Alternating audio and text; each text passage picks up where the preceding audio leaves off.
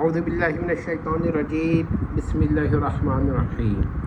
جہلمی صاحب کی ایک اور تعویل پر بحث۔ دیکھیے، جہلمی صاحب جب سیدنا معاویہ کا مسئلہ ہوتا ہے تو کوئی تعویل نہیں کرتے، کوئی قاعدہ نہیں استعمال کرتے، کوئی توجیح نہیں کرتے، ظاہر پر لیتے ہیں اور عموم پر لیتے ہیں تاکہ سیدنا معاویہ پر اعتراض قائم کر سکیں۔ لیکن جب اپنی باتیں آتی ہیں تو بغیر دلیل کے یا ضعیف سے بھی صحیح کی تعویل یا توجیح یا تخصیص کر دیتے ہیں۔ آئے دیکھتے ہیں کہ جہلمی صاحب سیدنا معاویہ کے لیے حدیث عمار سے نہ تو اس کی تعویل پہ کر رہے ہیں، نہ اس کی توجیح کر رہے ہیں، نہ اس کی تخصیص کر رہے ہیں۔ آپ دیکھ لیجئے گا، یہی تین کام آپ نہیں کیجئے گا تو حضرت معاویہ پہ کوئی اعتراض وہ کی پوزیشن میں وہ آ سکتے ہیں۔ اب اعتراض اس پوزیشن سے ہوتا بھی ہے نہیں ہوتا ہے، یہ ایک الگ بحث ہے، میں اس پہ بحث نہیں کرنا چاہ رہا فی الحال۔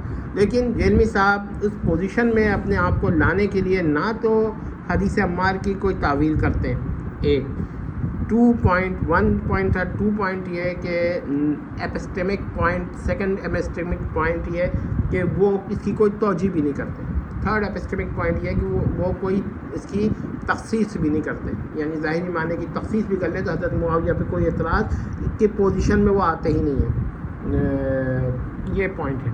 لیکن دیکھیے، جب یہ مسئلہ پیدا ہوا کہ رسول اللہ کو سب سے زیادہ محبوب کون ہے تو بخاری کی یا مسلم کی روایتیں ان کے نزدیک کمزور پڑ جاتی ہیں اور ضعیف روایتیں دور دراز کتب کی لے کے آتے ہیں، یعنی اس میں حضرت ابوبکر اور سیدہ عائشہ کا ذکر ہے تو یہ اس روایت سے اس کی تخصیص کر رہے ہیں یا اپنی رائے سے کر رہے ہیں۔ کیا کہہ رہے ہیں کہ جب انسان ذکر کرتا ہے تو اپنے قریبی رشتہ داروں کا ذکر اس سے خارج کر دیتا ہے۔ بھائی کیوں کر دیتا ہے؟ یہ تخصیص آپ نے کیسے کر دی؟ اگر ہر عام انسان ایسا کرتا ہے تو کیا نبی بھی ایسا کرتا ہے؟ نبی کے لیے تمام قواعد ٹوٹ گئے۔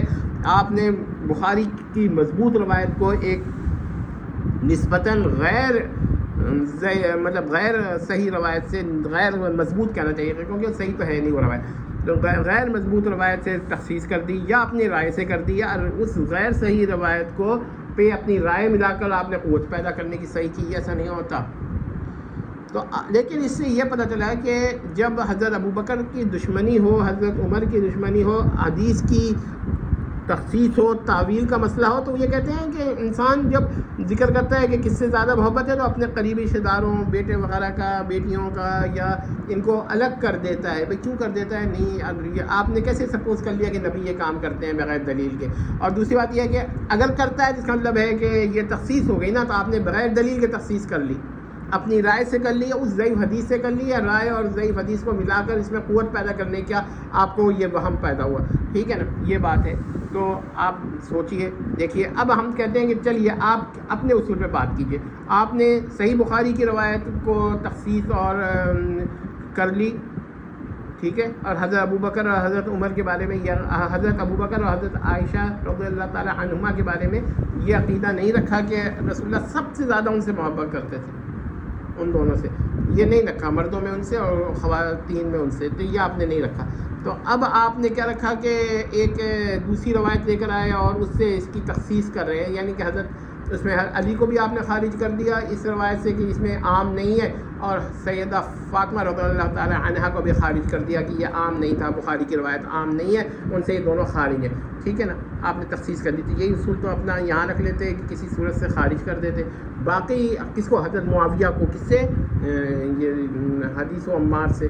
تو اب آپ کہیں گے کہ بھائی ان کے یہ ایسے نہیں کیا، اپنی رائے سے نہیں کیا، اس حدیث سے کہ وہ حدیث ضعیف ہے، جو اس قابل نہیں ہے کہ اس کا تقابل کر سکے، تو بس بچی آپ کی رائے۔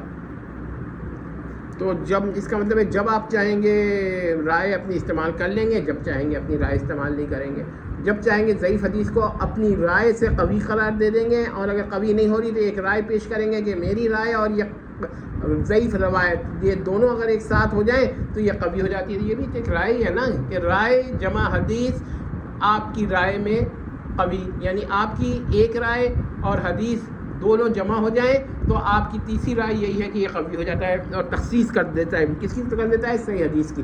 تو پھر آپ یہ سوچئے، میں اس پہ انشاءاللہ مزید تحقیق اور وضاحت کے ساتھ ویڈیو بناؤں گا اگر موقع ملا، لیکن اتنا ہی کافی ہے کہ جہلمی صاحب جہاں چاہتے ہیں تخصیص کر دیتے ہیں اور جہاں چاہتے ہیں عموم پر لیتے ہیں، یہ ان کے بغض پر مبنی ہے۔ تخصیص بھی بغض پہ مبنی ہے اور عدم تخصیص بھی بغض پہ مبنی ہے، تعویل بھی بغض پہ مبنی ہے اور عدم تعویل بھی بغض پہ مبنی ہے، اور توجیہ بھی بغض پہ مبنی ہے اور عدم توجیہ بھی بغض پہ مبنی ہے۔ اور جب ان کو توجیہ وغیرہ پہ اعتراض کیا جاتا ہے تو علمی طور کے بجائے، کیونکہ وہ جب جیمی صاحب پنجابی بول رہے ہوں تو سمجھ لیجیے کہ ان پر دلائل ختم ہو گئے ہیں، یہ طنز اطناز ان کے طروز میں اطناز آ گیا ہے۔